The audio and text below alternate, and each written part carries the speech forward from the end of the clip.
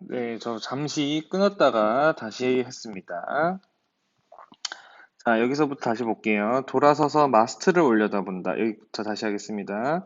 그들은 보이지 않는다. 바다를 본다. 큰 새와 꼬마 새는 바다를 향하여 미끄러지듯 내려오고 있다. 큰 새와 꼬마 새는 뭐예요? 은혜와 아이겠죠. 바다. 그녀들이 마음껏 날아다니는 광장을 명주는 처음 알아본다. 자, 바다는 어떤 공간이에요? 그렇다면은 사랑과 자유가 가득한 그런 공간이겠죠. 어, 부채꼴 사부까지 뒷걸음진 친 지금 그는 핑그르 뒤로 돌아선다. 제정신이 든 눈에 비친 푸른 광장이 거기에 있다. 자기가 무엇에 홀려 있음을 깨닫는다. 그 넉넉한 백길에 자, 밑줄 치겠습니다. 여태껏 알아보지도 못하고 숨바꼭질하고 쪼쪼 한 일을 생각하면 그러니까 선상에서 바닷새를 보았을 때 감시자로 인식해서 불안감을 느꼈는데 그게 너무 그러니까 뭐예요? 이 큰 새와 작은 새를 보고 그러니까 신경이 예민해져서 감시하는 사람으로 인식을 하고 불안감을 느낀 겁니다. 뭘 보고? 새를 보고. 그런데 실제로는 그런 게 아니라 그냥 새를 보고 뭘 생각한 거예요? 내 아이와 내가 사랑했던 여인을 생각한 거죠. 자, 다음 장 보겠습니다. 무덤을 이기고 온 못 잊을 고운각시들이 손짓해 부른다. 내 딸아 비로소 마음이 눌린다. 옛날 어느 벌판에서 겪은 신내림이 문득 껴오른다. 그러자 언젠가 이렇게 이배를 타고 가다가 그 벌판을 지금처럼 떠올린 일이 그리고 딸을 부르던 일이 이렇게 마음을 놓이던 일이 떠올랐다. 거울 속에 비친 남자는 활짝 웃고 있다. 왜 활짝 웃고 있어요? 딸을 만날 수 있으니까. 내가 사랑했던 은혜를 만날 수 있으니까. 근데 그 은혜와 내 딸이, 그러니까 내가 사랑했던 여자인 은혜와 내가 사랑하는 딸을 만날 수 있는 공간이 어디예요? 죽어야 갈 수 있는 공간이란 말이에요. 그러니까 뭘 결심한 거예요? 자살을 결심한 거예요. 자살을 결심함으로써 나를 둘러싼 이데올로기적 대립, 그리고 그로 인한 발생한 갈등들에서 벗어나고 내가 사랑하는 사람들을 만날 수 있다라는 생각을 탁 깨달은 겁니다. 그러니까 뭐 하겠어요? 자살하는 거예요. 밤중 선장은 문을 두드리는 소리에 잠자리에서 몸을 일으켰다. 얼른 촌목에 찬 야광시계를 보았다. 시간이 아직 일렀다. 무슨 일이야? 행방불명이 됐습니다. 이게 뭐예요? 명준이 바다로 투신했음을 제3자의 말을 통해 간접적으로 드러내고 있습니다. 지금 같은 방에 있는 사람이 신고해 와서 인원을 파악해 왔습니다만 배 안에는 보이지 않습니다. 누구야 없다는 게 미스터리 말입니다. 이튿날 흰 페인트로 말쑥히 칠한 한 사람의 손님을 잃어버린 채 물체에서 빼곡히 들어찬 남중국의 바다의 훈김을 헤치며 미끄러져 갑니다. 자, 흰 바다새들의 그림자는 보이지 않습니다. 마스트에도 그 언저리 바다에도 아마 마카오에서 다른 데로 가버린 모양이다. 이렇게 지금 끝났습니다. 명준이래요. 뭐라는 거야? 광장이 끝나갑니다. 자, 몇 가지 좀 쓸 게 있는데요. 몇 가지 좀 쓸 게 있는데요. 자, 공간이 있을 겁니다. 공간을 만들어서 조금 이거는 좀 적으면 좋을 것 같습니다. 여러 가지 쓸 게 있는데요. 자, 첫 번째 보시면은 정리를 좀 하겠습니다. 북측과 남측의 설득 방식, 남측의 설득 방식. 북측은요, 어떻게 설득해요? 근거를 바탕으로 논리적으로 설명을 하고 있죠. 근데 남측은 어떻게 설명하고 있어요? 감정에 호소하여 설득하고 있습니다. 감정에 호소하여 설득하는 별로 비율 좀 그렇게 좀 좋진 않죠. 감정에 설득함 이거는 그냥 감정에 설득함 이렇게 쓸게요.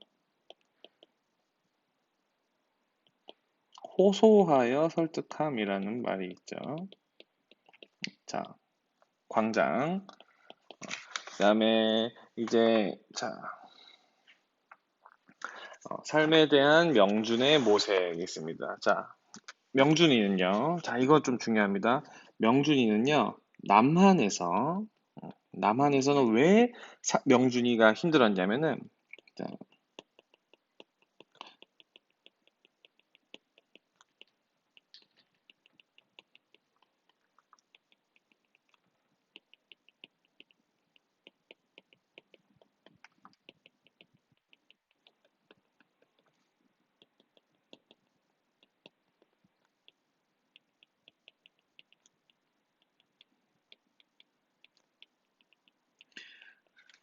사적의 이익만 추구하는 그런 거에 절망을 한 거예요. 그래서 북한으로 월북을 했어요. 북한은 왜냐하면 공산주의이기 때문에 공공의 삶을 우선적으로 생각한단 말입니다. 그런데 북한은 오히려 무슨 일이 발생하냐면요.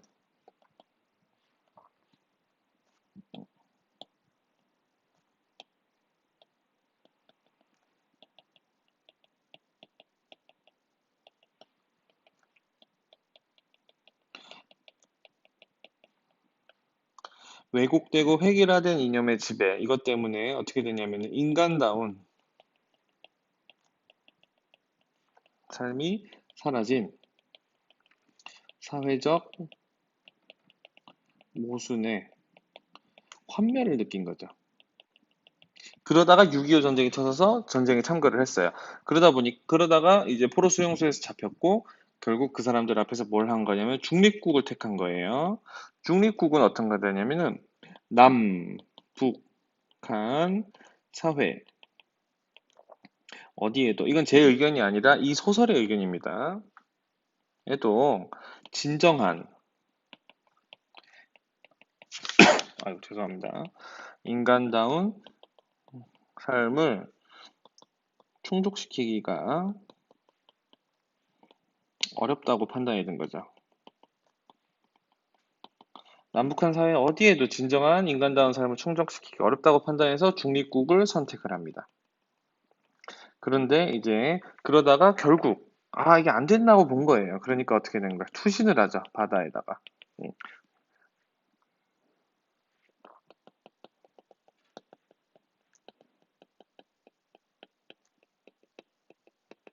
진정한 사랑이 가득한 광장과 밀실이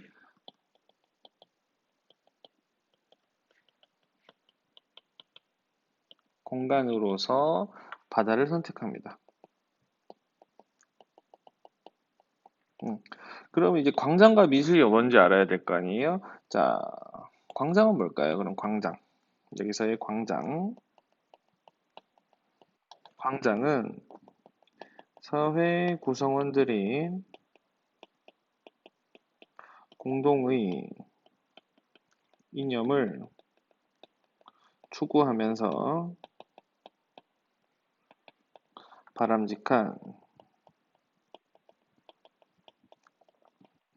사회적 이상을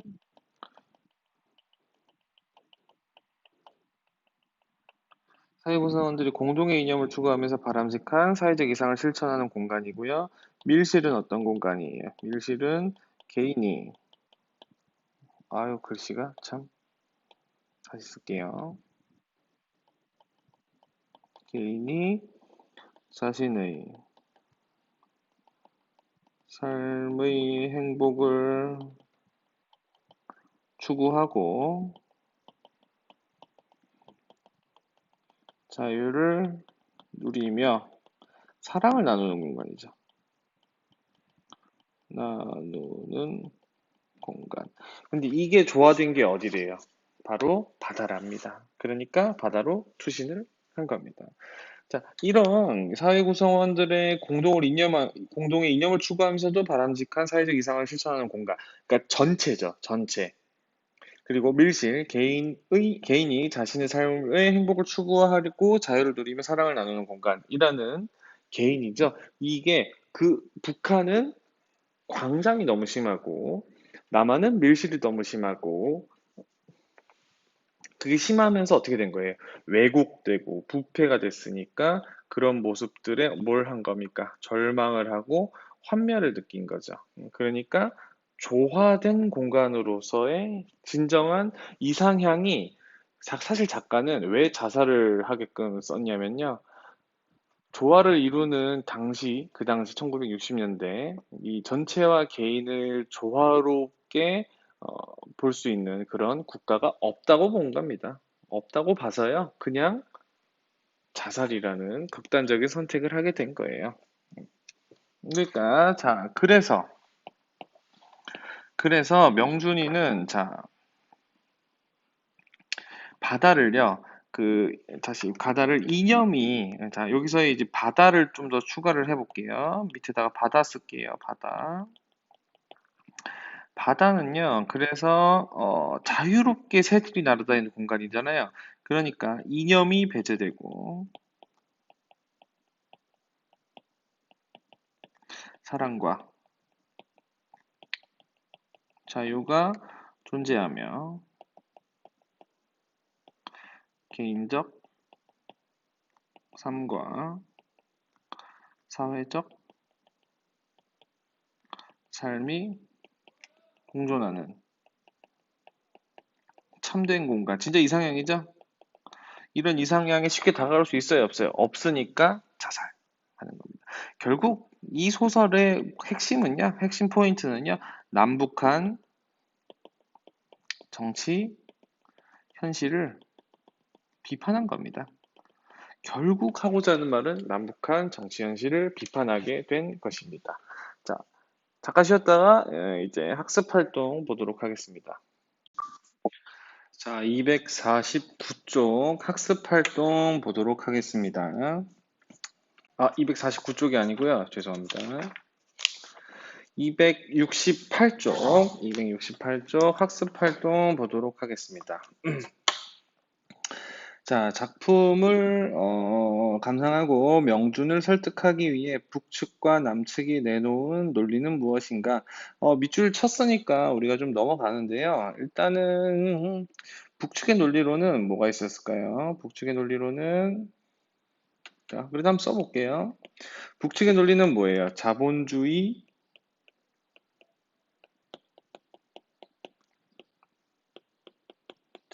국가의 부정적인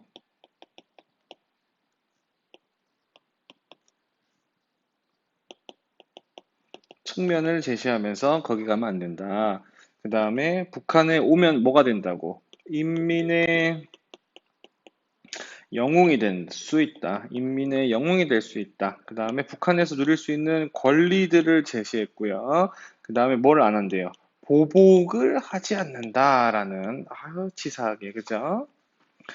이렇게 썼습니다. 자, 남측의 논리는 뭘까요? 자, 남측의 원리는 뭘까요? 자, 지식인이 필요하다고 하면서 조국에 호소합니다. 조국에 호소하고요. 그 다음에 지식인으로서의 사명감, 당신 같은 사람이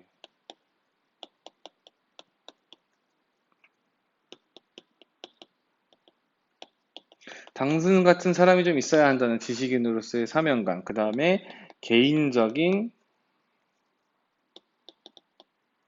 조력을 좀 하겠다. 개인적 조력을 좀 하겠다라는 감정에 호소하고 있죠. 예, 그렇습니다. 자, 그 다음에 계속 볼게요. 또, 자, 자, 2번. 부채와 사북자리의 상징적인 의미를 말해요. 부채는 요 부분을 부채라고 하죠. 아이고, 죄송합니다. 자, 건들거리죠. 부채죠. 부채는 뭐냐면은, 진정한 삶의 터전을 찾아내요.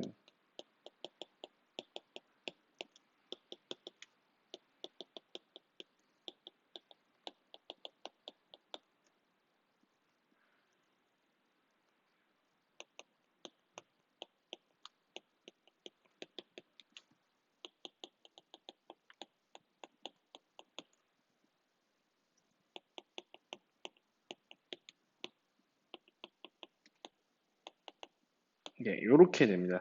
진정한 삶의 터전을 찾아 나선 명준의 삶의 전체. 그리고 사북은 더 이상 현재 처지죠. 현재 처지예요. 더 이상 물러날 수 없습니다.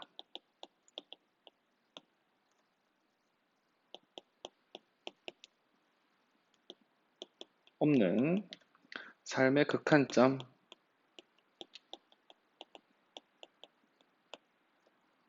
이자 새로운 삶을 자,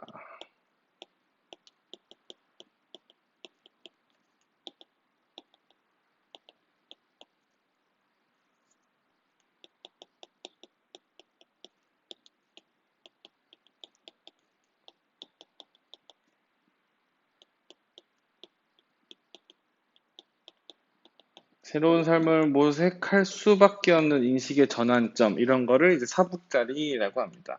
네, 이렇게 됐어요. 자, 2번 볼게요. 이거 보시면, 이거 2번 보기 전에 이거 헷갈려 하더라고요, 좀.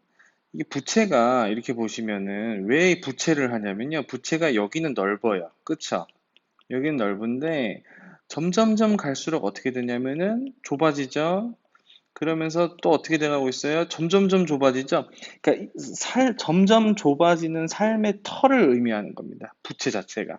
그러면서 여기서는 바뀌죠. 이렇게 요 라인에서는 바뀌게 되죠. 그러니까 그러면서 이제 인식의 전환이 되는 그런 모습을 보여주고 있는 게 바로 부채의 모습입니다. 신기하죠? 예. 대체 왜 이런 짓을, 그죠? 두 마리 새는 누굽니까? 은혜가 품고 있던 누굴까요? 아이죠. 명준의 딸입니다, 딸. 자, 이 작품의 서문이다. 광장은 대중의 밀실이며 밀실은 개인의 광장이다. 인간을 이 두 가지 공간 어느 한쪽에 가두어 버릴 때 그는 살 수 없다. 공존해야 한다는 거예요. 광장과 밀실은 공존해야 한다라는 것을 의미하고 있습니다. 음, 공존해야 하는 것을 의미하고 있습니다. 자, 자, 여기 볼게요. 분수가 터지고 밝은 햇빛 아래 묻꽃이 피고 영웅축제 광장에서 우람한 합창의 한몫 끼기를 원하며 이것이 광장의 필요성이죠. 광장의 필요성이고 그와 똑같은 진실로 개인의 일기장과 저녁에 벗어놓은 새벽에 광장을 잃어버릴 수 없는 이거는 밀실의 것이죠. 그러니까 우리가 광장 여기 아까 했는데 여기 광장과 밀실 요거 요런 부분들이 했었죠. 우리가 요 부분 기억나시겠죠? 예. 보겠습니다. 자, 다음 장 볼게요. 감상 다지기. 자, 제3국행 포로의 어제와 오늘이라는 신문 기사입니다. 자, 1954년 2월 21일, 6월 25, 그러니까 6.25, 왜 이러지? 죄송합니다. 6.25 전쟁 당시 전쟁 포로였던 88명이 인도행 배에 몸을 실었다. 북한군과 남한군 포로 76명은 남과 북 어디로도 가기를 원하지 않고 중국군 포로 12명 또한 마찬가지였다. 이들은 갈등과 대립의 한편에 서기를 거부하고 뭐 했어요? 제3 중립국을 간 건데 사실은 사상적 지향에 따라서 중립국을 선택하기보다는 전쟁이 없는 곳으로 가고 싶어서 제3국을 선택했다는 의견이 많습니다. 그래서 인도, 브라질, 아르헨티나에 가서 이민 1세대가 된 사람들은 기반을 잡기도 했는데 힘들게 살기도 합니다. 자, 명준이 중립국을 선택한 이유는 무엇인지 한번 보겠습니다. 뭐냐면요. 남, 북, 어느 사회도 둘 다 까는 거예요. 특별히 뭐가 낫다가 아닙니다. 어느 사회도 자신이 바라는 모습이 아님을 알게 됐죠. 그래서 알게 된 후 내린 결정이죠.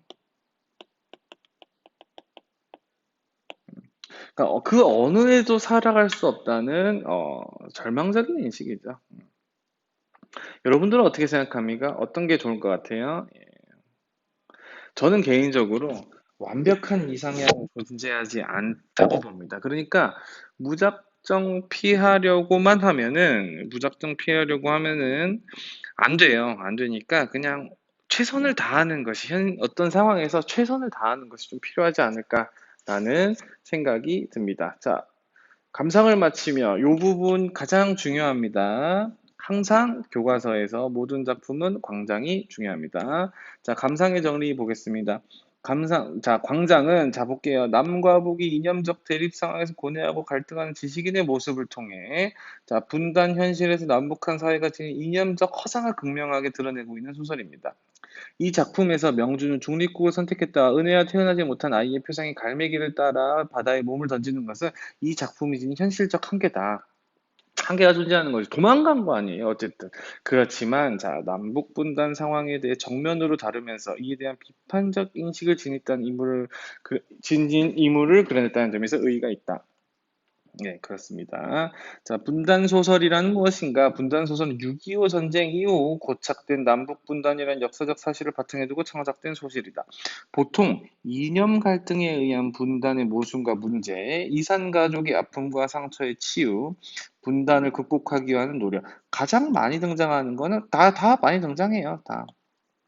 그래서 되게 많습니다. 최인훈의 광장, 이거 되게 유명한 작품들이에요. 이거 꼭 알아두면 참 좋은 작품. 윤용길의 장마, 박경리의 시장과 전장, 박완수의 엄마의 말뚝 2, 뭐 원도 재밌습니다. 황석영의 한시연대기, 노을, 태백산맥은 좀 읽기 힘듭니다. 원체 길어서요. 이문열의 영웅시대는 지금 현존하는 사람에서 나오기 힘들고 전상국의 아베의 가족, 임초로의 굉장히 유명한 작품입니다. 분단의 인식과 그에 대한 대응 방식을 모색해 나간다라는 게 이제 문단 소설의 특징이죠. 분단을 인식하고요. 분단을 인식하고 그에 대한 대응 방식. 뭔 소리예요? 분단이 됐을 때, 어떻게 살지? 라고 그냥 포기하는 것이 아니라 대응 방식을 모색하는 방법이 있습니다. 그래서 이런 오발탄이라는 작품, 모레토비약이라는 작품, 이런 것들이 있으니까 한번 읽어보면 좋을 것 같습니다. 자, 이렇게 광장이 끝이 납니다. 자, 여기까지입니다.